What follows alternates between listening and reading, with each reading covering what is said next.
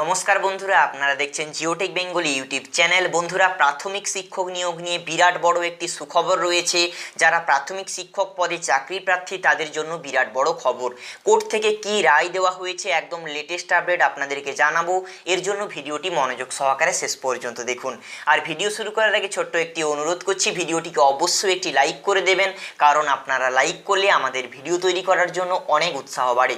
বন্ধুরা, দেখতে পাচ্ছেন এই যে নিউজ উঠে এসেছে একদম লেটেস্ট আপডেট। এখানে বলা হয়েছে প্রাথমিক শিক্ষক পদে চাকরি প্রার্থীদের জন্য সুখবর, কোর্টের রায়ে কাটলো নিয়োগের বাধা। এবারে আমরা দেখব বিস্তারিতভাবে কি বলা হয়েছে। দেখুন, এখানে বলা হয়েছে অবশেষে কাটলো বাধা, প্রাথমিক শিক্ষক পদে চাকরি প্রার্থীদের জন্য আশার আলো।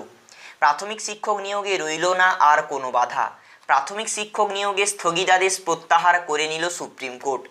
একই সঙ্গে সোমবার সুপ্রিম কোর্টের নির্দেশে প্রাথমিক শিক্ষক নিয়োগ সংক্রান্ত এই মামলা ফেরত এলো হাইকোর্টে। 2015 সালে প্রাথমিক টেট পরীক্ষার পর থেকে একের পর এক মামলায় নিয়োগ প্রক্রিয়া বারবার ধাক্কা খেয়েছে।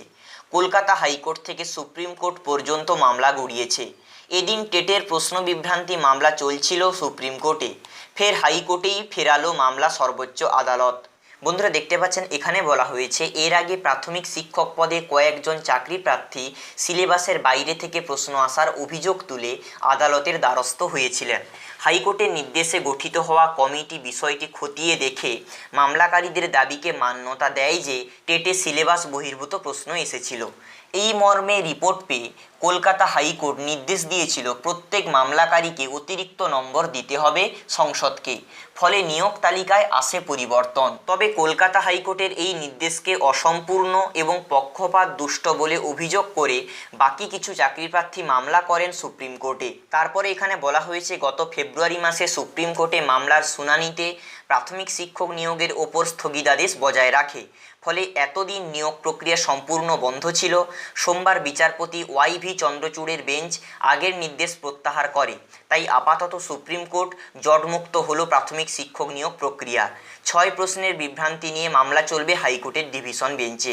তো বন্ধুরা, সুপ্রিম কোর্টের তরফ থেকে যে স্থগিতাদেশ জারি করা হয়েছিল, যার জন্য সম্পূর্ণভাবে নিয়োগ প্রক্রিয়া বন্ধ ছিল, সেটা কিন্তু স্থগিতাদেশটা তুলে নেওয়া হয়েছে। এই ভিডিওটি শুরু থেকে শেষ পর্যন্ত দেখার জন্য আপনাদের প্রত্যেককে ধন্যবাদ। এই ধরনের লেটেস্ট আপডেট পাওয়ার জন্য অবশ্যই জিওটেক বেঙ্গলি ইউটিউব চ্যানেলকে সাবস্ক্রাইব করে রাখবেন এবং পাশে ছোট্ট একটি বেল আইকন আসবে, সেখানে অবশ্যই প্রেস করবেন। দিলে এই ধরনের আপডেট এবং নতুন চাকরির খবর আপনারা সবার প্রথমে দেখতে পাবেন।